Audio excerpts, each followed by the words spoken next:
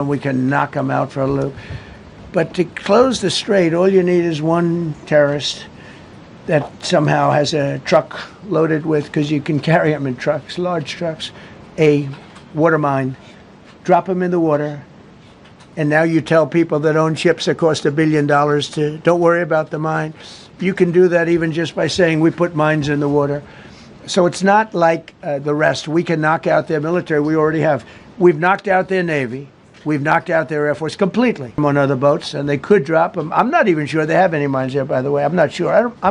They say there might be 8. I don't know. I think there might be none because they're very good bullshit artists. That's why for 47 years they've been bullshitting other presidents, and they haven't done the job. And people are living in hell. You live in that country, they're living in hell. No, I think that 47 years of this stuff is long enough. They're at the weakest point they've ever been. They have no Navy, they have no Air Force, they have no anti-aircraft weaponry, they have no radar, they have no communication. In fact, the biggest problem we have in our negotiation is that they can't communicate. I said to Steve, what are they saying? Sir, they can't communicate. They have no method of communication. So we're communicating like they used to communicate 2,000 years ago with children, bringing a note back and forth. They have no communication. But all I want to see is I want to have a safe world, and you're not going to have a safe world. Israel will be gone. The Middle East will be gone.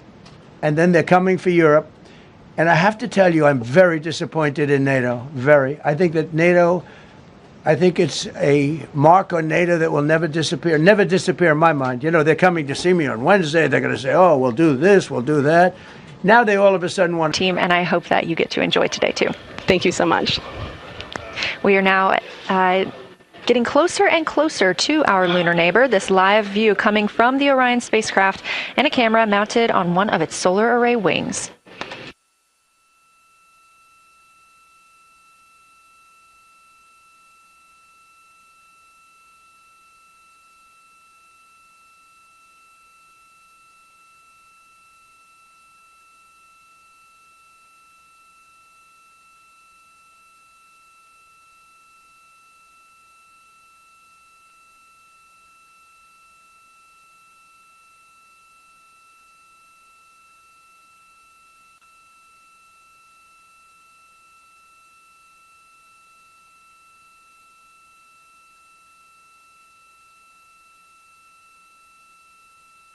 That's not that far off the coast. And out of the 101 missiles, we shot down all 101. We have weaponry. The Patriots are unbelievable. We have weaponry that's unbelievable. Yeah. Just to clarify. Go ahead, please. Yes. Thank you, Mr. President. You said earlier today during the egg roll that you would like to take Iran's oil, but Americans want U.S. forces home. Correct. What's that trade-off? If I had my choice, does it take two?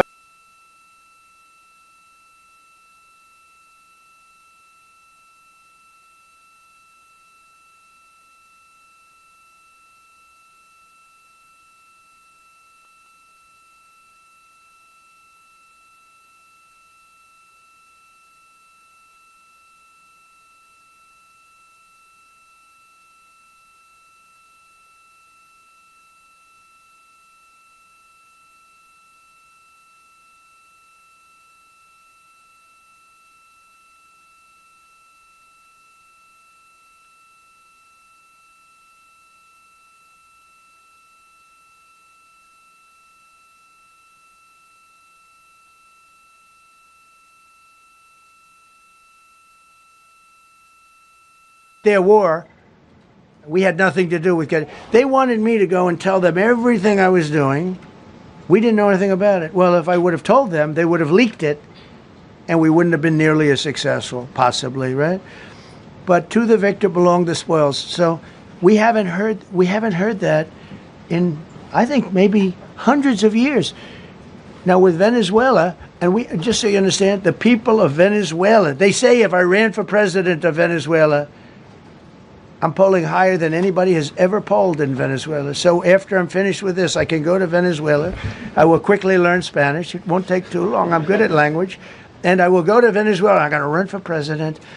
But we're very happy with the president-elect that we have right now. The people that are running it.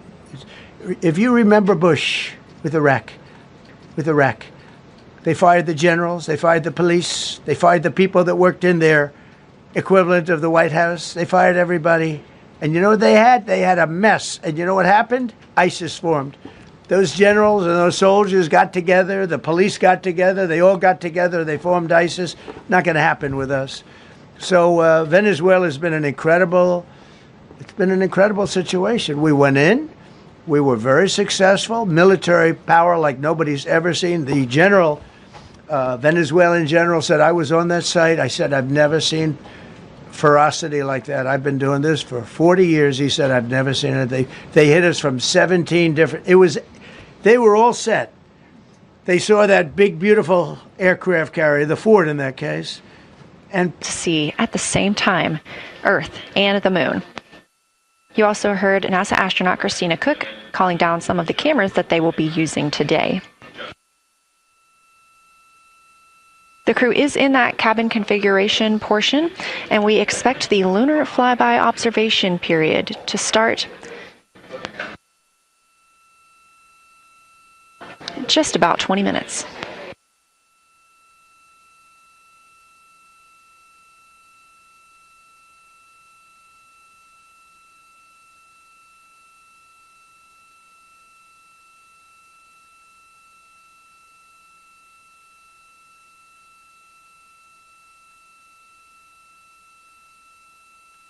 Checking in on Orion's distance and speed, they are currently traveling 1,071 miles per hour, 249,100, and will be during our loss of signal with the crew as they travel behind the moon, and we will await their return to get the official number for you for how close they come to our lunar neighbor.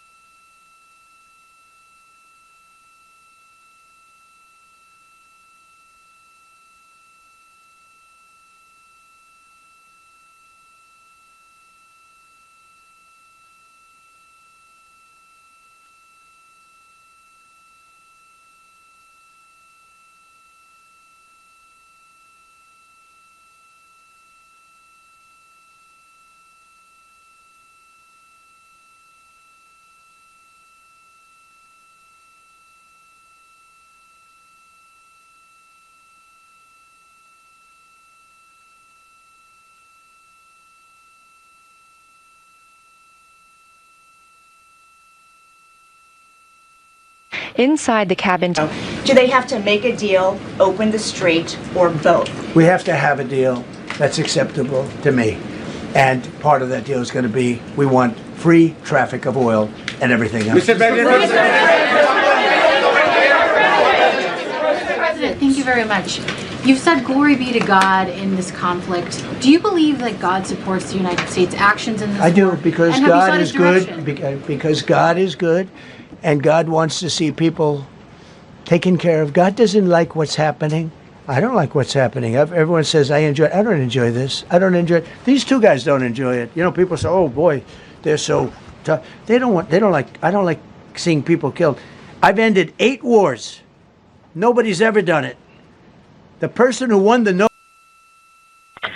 Hey, Jenny. Understanding we are in final attitude now for the lunar flyby, would it be possible to pitch the vehicle down 5 degrees? That would allow us to get the D5 long lens flush and have the least amount of window distortion. We're checking. that call from Christina Cook, NASA astronaut and mission specialist on Artemis II. Copy. The Orion spacecraft is positioned in a specific attitude to allow the crew to best see the moon outside of their windows today for this imaging opportunity. That call was a request for a potential attitude shift just slightly, another 5 degrees, to give them a better view and to give them a better opportunity. We don't want that to happen. We may even get involved with helping them rebuild their nation. And you know what? If that's the case, the last thing we want to do is start with power plants, which are among the most expensive things, and bridges. You saw the bridge. The bridge went. We were very close to a deal.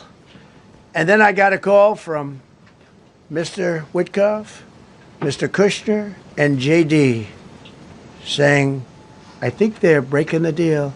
I said, tell them that's okay. Don't worry about it. But tell them to look out their window and watch. And within 45 minutes, I gave the order to knock out the biggest bridge. I gave the order, knock out the biggest bridge in, I believe, the Middle East, but the biggest bridge in Iran. And within 10 minutes after I gave that order, that bridge was over. So do I want to do that? No. Do I want to destroy their infrastructure? No. It will take them 100 years to rebuild. Right now, if we left today, it would take them 20 years to rebuild their country, and it would never be as good as it was. And the only way they're going to be able to rebuild their country is to utilize the genius of the United States of America. Mr. President, on NATO, you voiced your displeasure with NATO in the past. Is there a danger to the... Think of it. And it's not just NATO. You know who else didn't help us? South Korea didn't help us. You know who else didn't help us? Australia didn't help us. You know who else didn't help us? Japan. We've got 50,000 soldiers in Japan to protect them from North Korea. We have 45,000 soldiers in South Korea to protect us from Kim Jong-un, who I get along with very well, as you know. Do you notice he said very nice things about me? He used to call Joe Biden a mentally retarded person, okay? So don't tell me about your stuff. Joe Biden, he said he's a mentally retarded person. He would.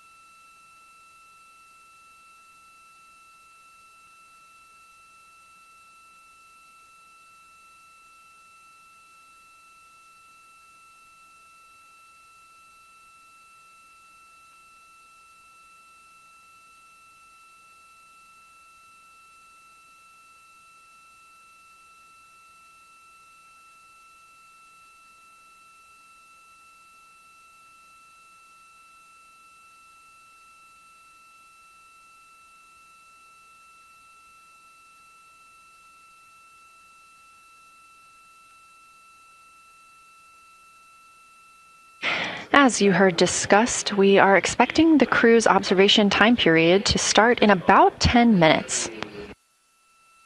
First, they'll be conducting a warming up to their science observations of the moon.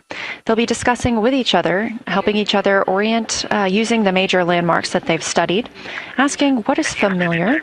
If we roll left, port 5 degrees, that would get the moon closer to the left side of... Rising gas prices for Americans who are concerned.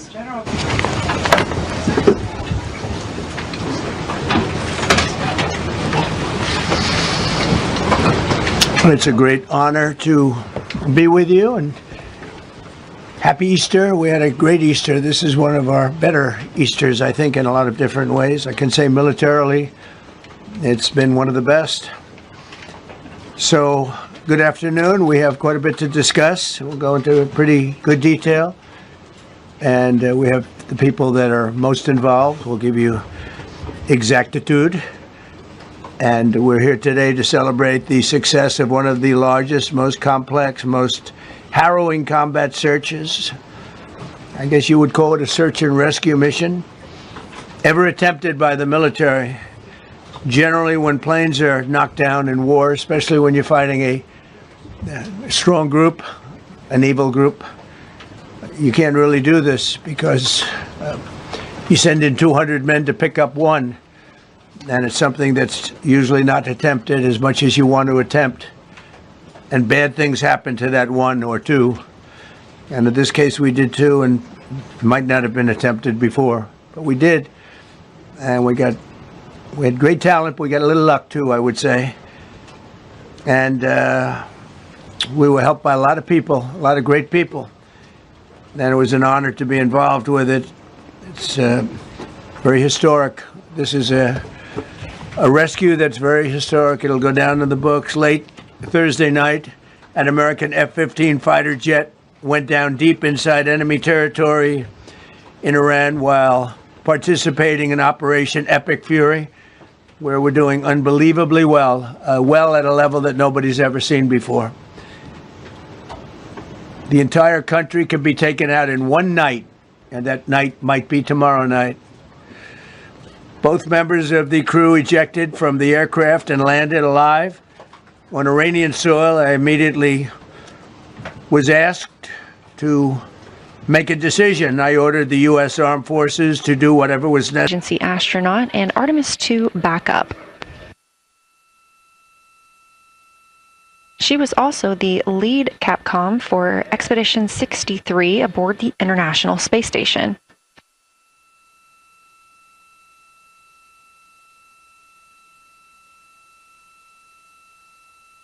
The crew is requesting some attitude changes to the spacecraft to allow them to better image the moon, our priority for today. Of course, those have to be discussed on the ground before they are put into work aboard the spacecraft, so the team is taking some time to do so. You also heard Gibbons reference that we are into deadbands. Deadbands are essentially keeping us in the lane in which we're traveling. If you're familiar with lane assist in your car, very similar in this case.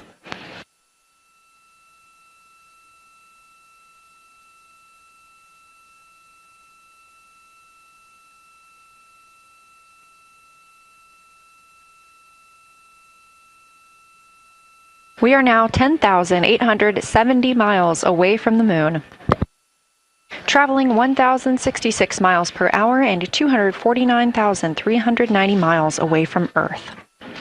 Again, we recently surpassed the Apollo 13 distance record of farthest humans have ever traveled. And upon calling down some words during that milestone, Canadian Space Agency astronaut Jeremy Hansen noting that he hopes that this record that they are setting today is soon broken by future explorers.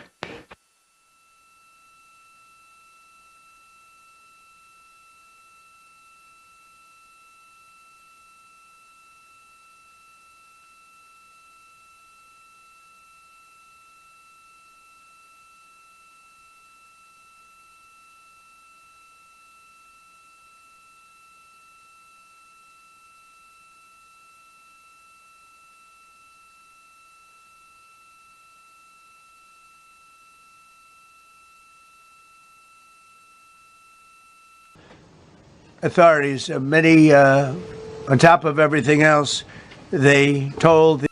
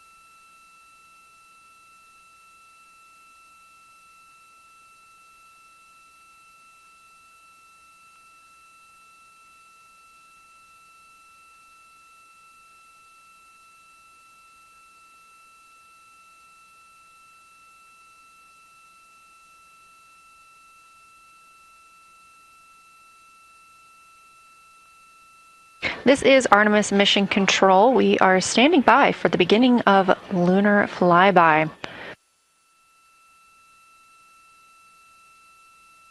Expecting that to start in just a few minutes when the crew will begin a warm-up discussion preparing for the day. They will be capturing images along while discussing what they find familiar about the moon and what looks unexpected to them.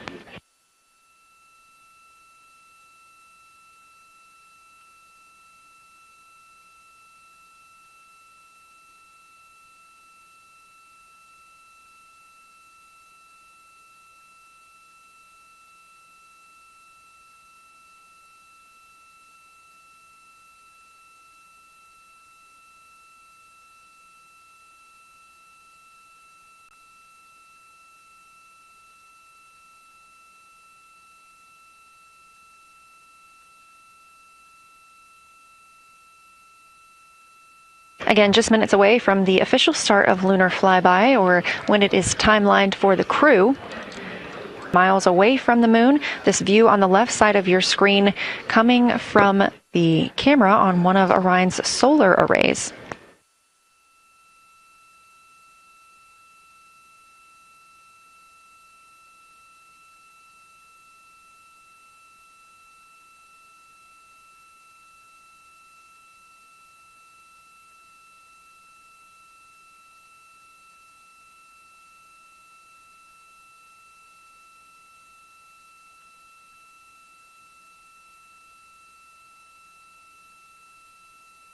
Other conversation points while the crew are getting ready for their flyby today. They'll be looking to orient themselves using major landmarks and annotating their observations along with their discussion. They'll have 10 minutes for that warm-up discussion.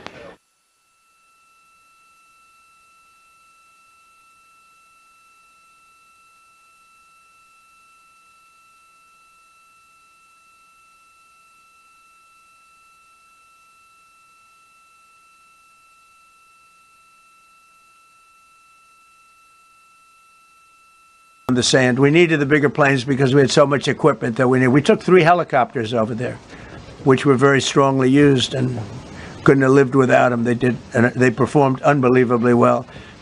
And if you'd see it, you wouldn't believe it. They came off the plane, and these guys had them.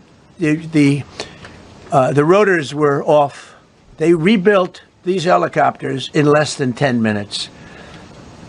And that was one of the more amazing things. These are helicopters.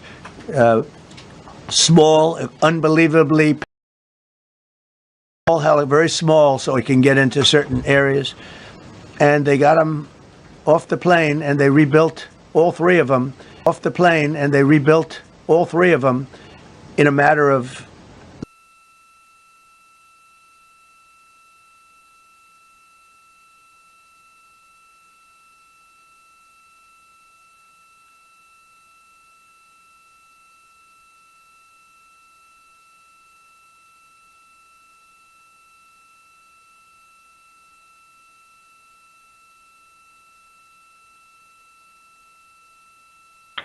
Houston integrity.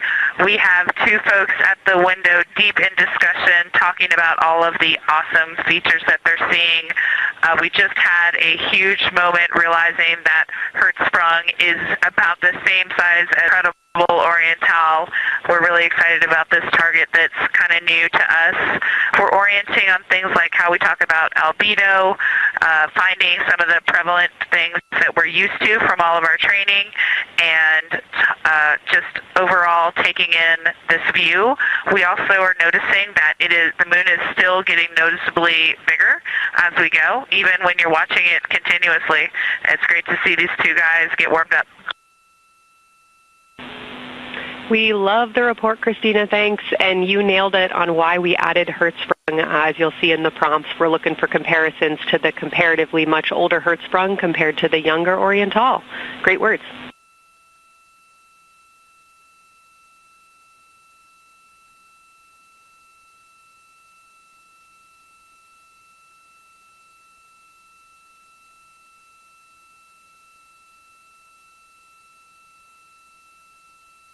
This is Artemis Mission Control. That was the voice of Dr. Kelsey Young speaking with the astronauts aboard Orion as they begin their observation period and lunar flyby. NASA astronaut Christina Cook reporting their view of Hertzsprung Basin. The team here is looking for centered images of the basin at a full zoom, and they're hoping that the astronauts can image and describe the inner and outer rings. This is considered a degraded basin to a younger Oriental basin.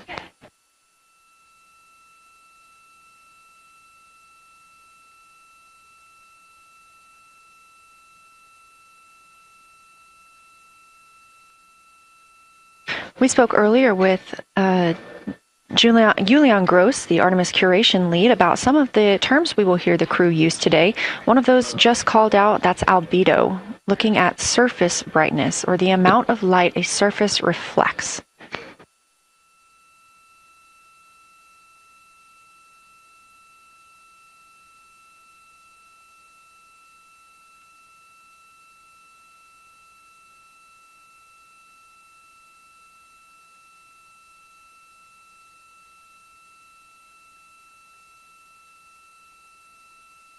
A few more terms that we hope to hear today during the crew's sit-reps or situation reports include embaying. This refers to one feature that surrounds another. That usually is a higher relief feature.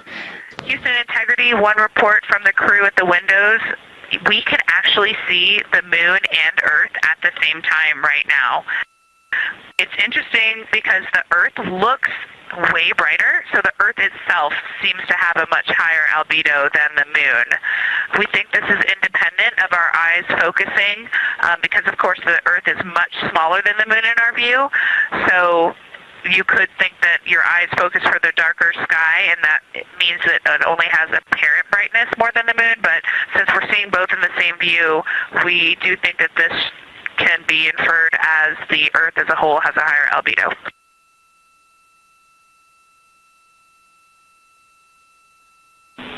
Great observation, Christina, and reminder that as you're starting to look for those subtle color and albedo variations on the moon, the relatively bright albedo Earth might make those a little bit difficult, but as your eyes continue to adjust, we expect you to start to see more nuance on the moon. Thanks.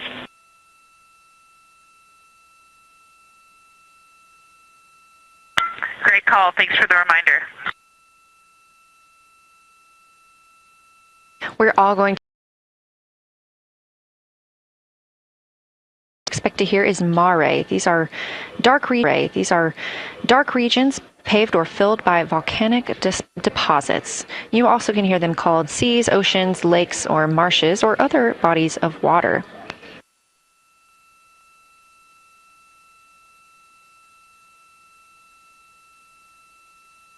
Again, we are live in Artemis Mission Control, but on the right side of your screen, that is the Science Evaluation Room, team members who have been preparing for this day for years. The crew has significantly darkened the cabin of Orion. This allows them better views outside the windows and fewer reflections from inside. They reported being able to see the moon and the Earth out the same window at this time. We are really hopeful to get those photos. Right now, this view on the left side of your screen coming from a camera mounted on one of the solar array wings on Orion outside the spacecraft. The crew is equipped with 80 to 400 millimeter zoom lenses.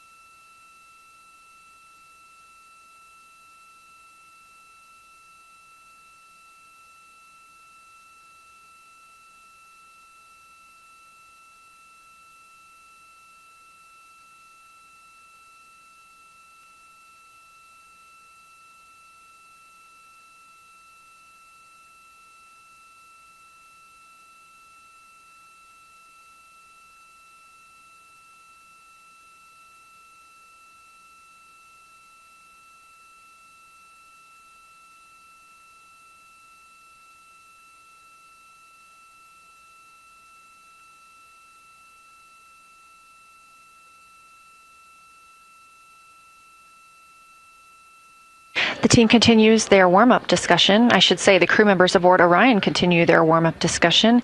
However, they are about to be prompted to move on to discussion number 2, which is near side and far side.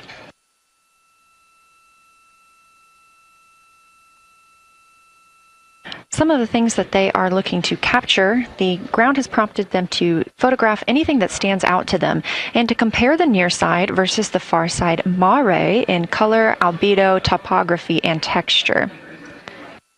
They also want the crew to compare the appearance of rayed craters in the near side mare versus in the far side highlands.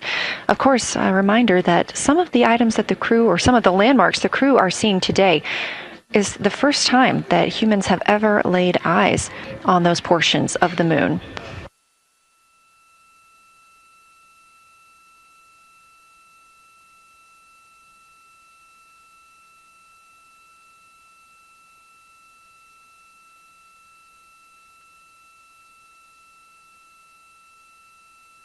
In the targeting package, there are a few reminders of the crew.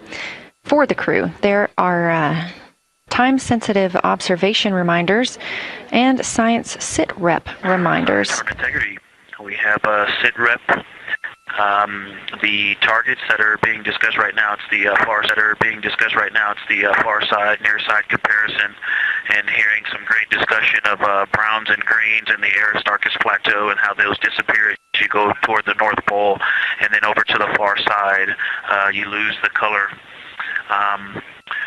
You've got Jeremy in window 2, Reed in window 1, having a great discussion. Christina's under window. That we leave no man or woman behind.